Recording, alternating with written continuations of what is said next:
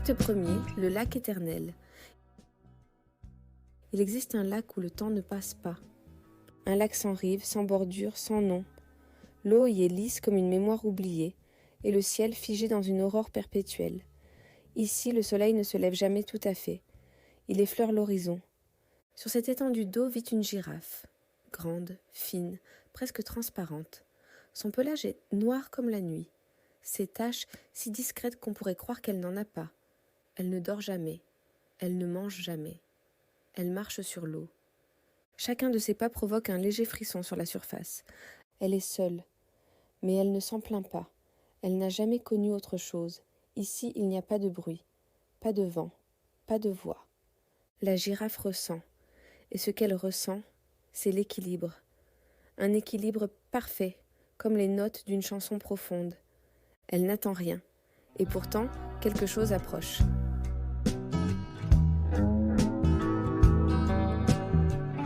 Acte 2, la fleur. Ce jour-là, quelque chose change. La girafe aperçoit là-bas, au loin, une forme, minuscule, flottante, improbable, une silhouette humaine. Elle se rapproche lentement, sans bruit, sans remous. C'est une petite fille.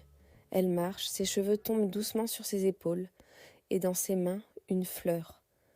Elle s'arrête à quelques pas de la girafe. Leurs regards se croisent. La petite fille tend la fleur. La girafe baisse doucement la tête. Elle n'avait jamais rien vu d'aussi beau. Et à cet instant, quelque chose que la girafe n'avait jamais ressenti glisse dans son cou immense. Une chaleur douce, un frisson. C'est alors dans un mouvement lent et fluide que la girafe s'agenouille et invite la petite fille à grimper sur son dos. Elle accepte, sans crainte, comme si elle avait toujours su. Et pour la première fois, la girafe n'est plus seule. Elle avance et l'eau, comme enchantée, s'ouvre à leur passage.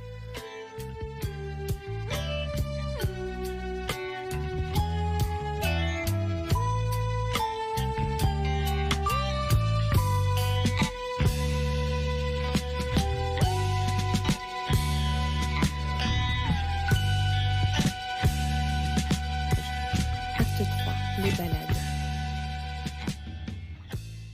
La petite fille revenait tous les jours avec une nouvelle fleur rouge pour le plus grand plaisir de la girafe. Chaque fois, elle grimpait sur son dos et elles flottaient ensemble sur le lac sans fin. La girafe planta chaque fleur l'une après l'autre, toujours au même endroit. Et bientôt, un cercle de fleurs rouges entoura l'endroit où elle reposait. Elle découvrait un sentiment nouveau, l'impatience de recevoir une nouvelle fleur. I'll never leave your side. I'll stay forever.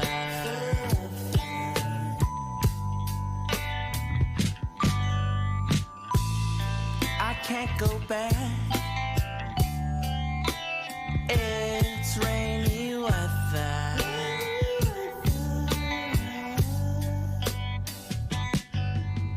Close the curtain.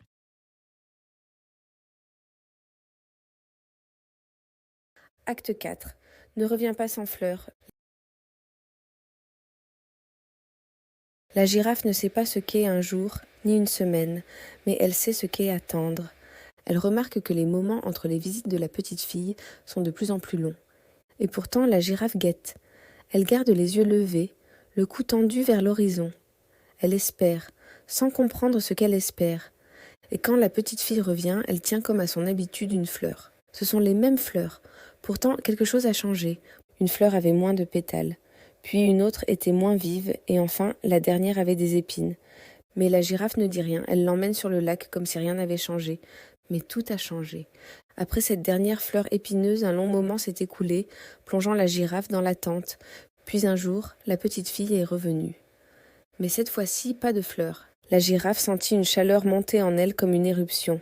« Ne reviens pas sans fleurs », dit-elle dans un écho infini. La petite fille se retourne, elle disparaît dans la brume, et cette fois, elle ne revient pas.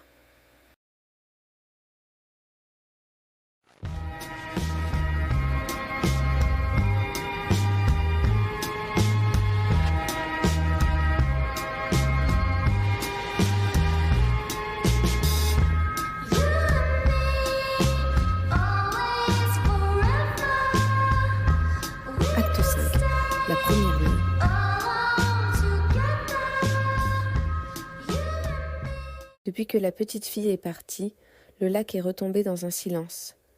La girafe attend, longtemps, peut-être des jours, peut-être des mois ou des années, mais ici, le temps ne se mesure pas. Il flotte, et elle guette. Encore. Elle fixe l'horizon, jusqu'à en oublier pourquoi elle le fixe. Ses yeux cherchent une silhouette, elle comprend que ce n'étaient pas les fleurs qui lui manquaient. La girafe qui n'avait jamais dormi, pour la première fois s'allonge, et c'est alors que le ciel change. Le soleil comme la girafe pour la première fois se couche. Et dans cette lumière qui meurt, la girafe glisse doucement dans le sommeil, et tout s'éteint.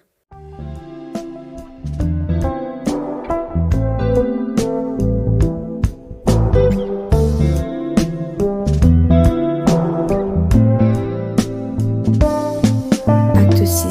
La plus belle des fleurs. La nuit était tombée sur le lac. Le ciel, autrefois figé dans une aurore éternelle, était devenu aussi noir que la girafe. La girafe, couchée sur la surface du lac, dormait, bercée par le chagrin et l'absence. Et le monde entier semblait s'être endormi avec elle.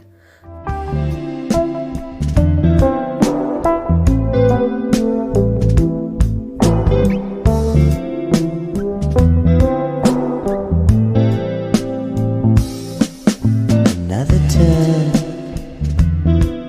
another shift. One last kiss from Après avoir été plongée dans les ténèbres pendant une durée interminable, soudain une lumière apparaît au loin. Un matin nouveau renaissait sur l'eau.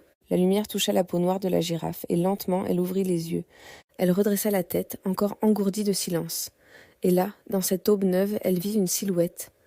Petite, fébrile. La petite fille marchait sur l'eau comme avant, mais plus lentement, plus prudemment, et dans ses mains, une fleur.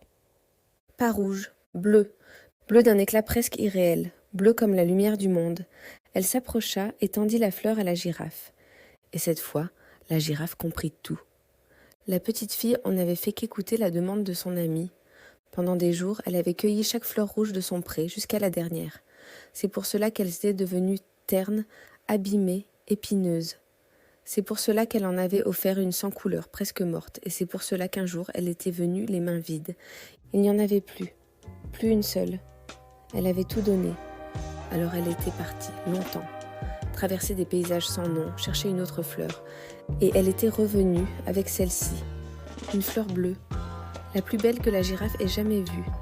Elle la prit entre ses lèvres avec une infinie tendresse, puis, sans un mot, elle s'abaissa.